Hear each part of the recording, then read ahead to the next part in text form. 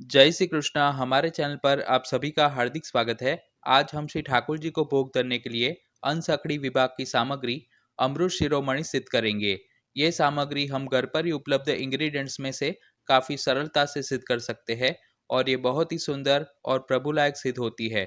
तो वीडियो को अंत तक अवश्य देखिए। अमृत शिरोमणि सिद्ध करने के लिए मैंने आधा कप यानी कि 100 ग्राम पीली वाली मूंग दाल को 5 से 6 घंटे के लिए जल में भिगो कर रखा था। दाल अच्छे से फूल जाए फिर उसे 2 बार अच्छे से खासा करके एक छन्नी में निकालकर उसमें से सारा जल छान लिया है। अगर आप गर्मी के मौसम में बना रहे हो तो दाल को 3 घंटे के लिए भिगोए। दाल को पीसने के लिए एक बड़ा मिक्सर जार ले और उसमें भिगोई हुई मूंग दाल को पधराए। ये सामग्री की रीत व्यंजन प्रदीप पुस्तक में पेज नंबर 41 और रसेश्वर रसाल पुस्तक में पेज नंबर 84 पर दी गई है।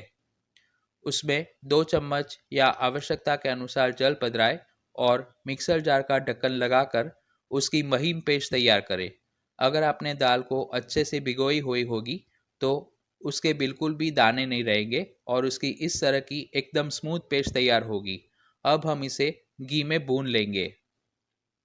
अब एक हैवी बॉटम नॉनस्टिक पैन या कढ़ाई में 1/4 कप यानी कि 60 ml जितना देसी घी लेकर उसे लो फ्लेम पर गर्म करें। घी गुनगुना गर्म हो जाए फिर उसमें तैयार की हुई मूंग दाल की पेस्ट पधराए और उसे घी के साथ अच्छे से मिलाकर लो फ्लेम पर कुक करें। दाल की पेस्ट को कुक करते वक्त उसे कड़छी यानी कि स्पैचुला की मदद से लगातार चलाते रहे ताकि वो तलिए में बिल्कुल भी ना चिपके। मूंग दाल की पेस्ट थोड़ी चिपचिपी होती है, इसलिए आप उसे एल्यूमिनियम या स्टील की कढ़ाई में भुनने जाओगे तो वो तुरंत ही तलिए में चिपक जाएगी और लाल हो जाएगी। इसलिए नॉनस्टिक कढ़ाई या पैन का ही उपयोग करें। जैसे मूंग दाल का हलवा बनाते वक्त हम दाल की पेस्ट को भूनते हैं, बिल्कुल उसी तरीके से हमें भूनना है। ये सामग्री करते वक्त आप मूंग दाल के आटे का उपयोग ना करें। इस तरह से दाल को भिगोकर उसकी पेस्ट बनाकर ही उपयोग में ले। दाल को भूनने में करीबन 15 से 17 मिनट का समय लगेगा, इसलिए लगातार उसे चलाते रहे। गैस की फ्लेम बिल्कुल भी मीडियम या हाई ना करें, वरना दाल की पेस्ट जल्दी से लाल हो जाएगी और अंदर से कच्ची रहेगी। तो ये सब टिप्स आप फॉलो करोगे तो सामग्री काफ़ी सुंदर सिद्ध होगी। दाल की पेस्ट को 15 मिनट तक भूनने के बाद उसके अंदर जो मॉइस्चर था वो सब जल गया है और वो कढ़ाई में से सेपरेट हो गई है और स्पैचुला के ऊपर भी बिल्कुल चिपक नहीं रही। अभी भी हम उसे 2 से 3 मिनट तक भूनेंगे। ये सामग्री तृतीय गुरु कांकरोली में गुजराती पंचांग के अनुसार मार्गशीर्ष शुक्ल चतुर्थी के दिन राजभोग समय पर प्रभु को नियम से भोग धरी जाती है। अरहर की दाल में से भी हम अमृत शिरोमणि सिद्ध कर सकते हैं, लेकिन उसकी विधि थोड़ी अलग है। मूंग दाल की पेस्ट अच्छे से भून जाए फिर उसमें आधा कप दूध पधराकर अच्छे से मिलाकर लो टू मीडियम फ्लेम पर कुक करें। दूध जब तक मूंग की दाल की पेस्ट में अच्छे से एब्जॉर्ब हो जाए और मिश्रण पैन में से सेपरेट होने लगे तब तक हमें उसे पकाना है। आप गर्म किया हुआ दूध या रूम टेम्परेचर पर हो वैसा दूध पधरा सकते हैं। अगर आप फ्रीज में से निकालकर ठंडा दूध पधराओगे तो उसकी कुकिंग प्रोसेस थोड़ी लेंदी हो जाएगी, यानी कि कुक करने में थोड़ा अधिक समय लगेगा। अभी मैंने फुल क्रीम दूध का उपयोग किया है, आप कोई भी दूध ले सकते हैं। दूध पधराने के कारण उसका टेक्सचर अच्छा सा क्रीमी आएगा। 3 से 4 मिनट तक कुक करने के बाद दूध अच्छे से एब्जॉर्ब हो गया है। अब हम उसमें फिर से आधा कप दूध पधराएंगे और लो टू मीडियम फ्लेम पर कुक करेंगे। ये सामग्री सिद्ध करने के लिए अगर हमने आधा कप मूंग की दाल ली हो तो उसमें 1 कप दूध पधराना आवश्यक है। सारा दूध एक साथ ना पधराए, इस तरह से आधा आधा 2 बार पधराए। उसके कारण उसमें मूंग की दाल के बिल्कुल भी लम्स नहीं पड़ेंगे और वो चिपचिपी भी नहीं हो जाएगी। 5 से 7 मिनट तक हमें उसे पकाना है। जब तक मिश्रण पैन में से सेपरेट होने लगे और उसका गोला बन जाए, वैसा टेक्सचर हो जाए, तब तक हम उसे स्पैचुला की मदद से लगातार चलाते रहेंगे। मिश्रण अच्छे से कुक हो गया है। अब गैस बंद करेंगे और उसे पैन में फैलाकर 10 मिनट तक रूम टेम्परेचर पर ठंडा होने देंगे। तब तक हम चाशनी बना लेते हैं। एक सॉस पैन में आधा कप शक्कर लेकर उसमें शक्कर डूबे उतना जल पधराए, यानी कि पाव कप जल पधराया है, और मीडियम फ्लेम पर जब तक शक्कर अच्छे से मेल्ट हो जाए और चाशनी में उबाल आने लगे तब तक हम उसे इस तरह से चलाते रहेंगे। अगर आप श्री प्रभु को अधिक मीठी सामग्री भोग धरते हो तो आप 3/4 कप शक्कर का भी उपयोग कर सकते हैं। जैसे गुलाब जामुन या जलेबी के लिए हम एक तार की चाशनी बनाते हैं, वैसी ही चाशनी हमें बनानी है, क्योंकि अभी सर्दी का मौसम है।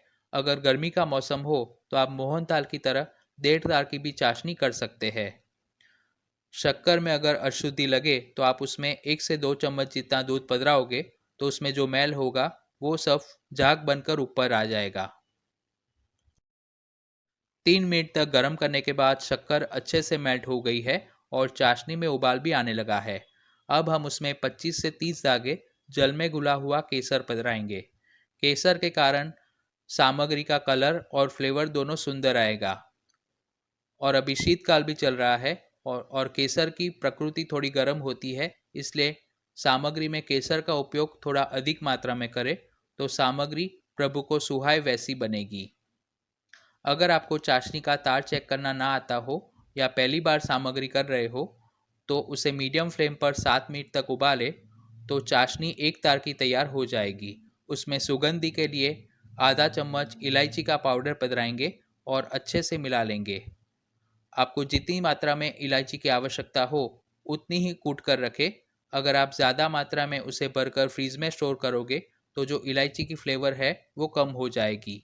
तो चाशनी बनकर तैयार है। चाशनी को हम भुनी हुई मूंग दाल की पेस्ट में पधराकर अच्छे से मिला लेंगे। मिक्स करते वक्त गैस की फ्लेम बंद रखें ताकि उसमें बिल्कुल भी गुठलियाँ ना पड़े। अगर आपको मूंग दाल के लड्डू सिद्ध करने हो तो जैसे हमने मूंग दाल को पीस कर घी में भूना, फिर उसमें दूध पधराकर फिर से कुक किया, तब तक की प्रोसेस आप कर सकते हैं। फिर चाशनी ना बनाएं। जैसे हम मगज के लड्डू बनाते हैं बिल्कुल उसी तरीके से हम उसमें पीसी हुई शक्कर या बूरा और उसके साथ थोड़ा इलायची पाउडर पधराकर मिक्स करके लड्डू बांध सकते हैं। चाशनी और मूंग दाल की पेस्ट दोनों एक दूसरे के साथ मर्ज हो जाए, फिर गैस ऑन करके मीडियम फ्लेम पर जब तक मिश्रण अच्छे से कुक होकर गाढ़ा हो जाए और पैन में से सेपरेट होने लगे तब तक हम उसे पकाएंगे। अगर आपको अरहर की दाल की अमृत शिरोमणि सिद्ध करनी हो तो अरहर की दाल को जल में भिगोकर पीस कर उसे घी में भून ले, फिर उसमें दूध की जगह भुना हुआ खोवा पधराए और उसमें तेजाना में दालचीनी, लौंग, पीपर, पिपरी मूर और सौंठ ये सब इक्वल क्वांटिटी में उसका पाउडर पधराए।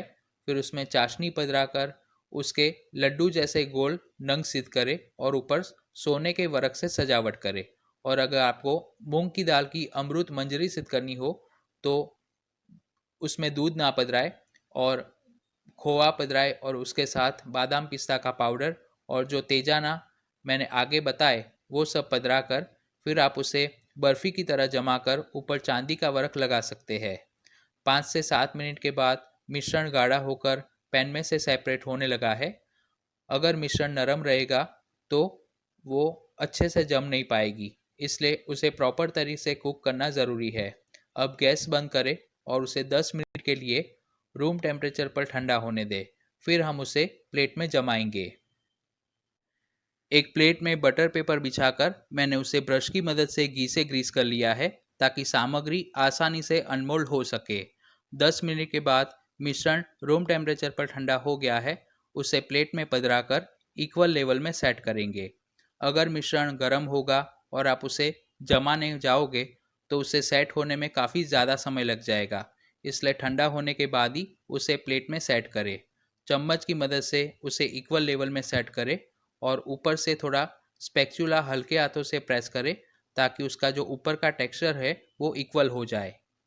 अब उसके ऊपर पिस्ता की पाचली से सजावट करके स्पैचुला की मदद से हल्के हाथों से प्रेस करें ताकि पिस्ता मिश्रण के ऊपर अच्छे से चिपक जाए। आप अपने मनपसंद ड्राई फ्रूट या चांदी के वर्क से भी सजावट कर सकते हैं। श्री प्रभु के लिए अगर आप कोई भी सामग्री सिद्ध करें तब उसके ऊपर सजावट अवश्य करें, तो वह सामग्री श्री प्रभु को अधिक सुहाती है। सजावट करने के बाद उसे मिनिमम 3 से 4 घंटे के लिए या ओवरनाइट के लिए रूम टेम्परेचर पर सेट होने के लिए रखेंगे। आप उसे फ्रीज में ना रखें वरना बाहर निकालने के बाद वो नरम हो जाएगी। 4 से 5 घंटे तक रूम टेम्परेचर पर रखने के बाद चाशनी अच्छे से जमकर सामग्री सेट हो गई है, उसे पेपर के साथ ही प्लेट में से बाहर निकालकर उसे अनमोल्ड करेंगे और एक जैसे चौकोर टूक करेंगे। यह सामग्री में हमने दूध का उपयोग किया है, इसलिए उसे 2 से 3 दिन तक रूम टेम्परेचर पर और 8 से 10 दिन तक रेफ्रिजरेटर में स्टोर कर सकते हैं। प्रभु को हमेशा ताजी सामग्री भोग धरने का आग्रह रखें।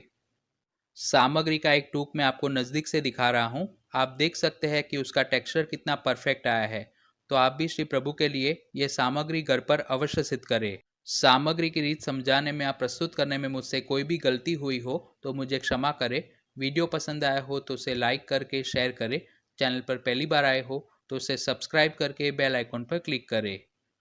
फिर मिलेंगे एक नई प्रभु लायक सामग्री के साथ। ये वीडियो देखने के लिए आपका खूब खूब धन्यवाद।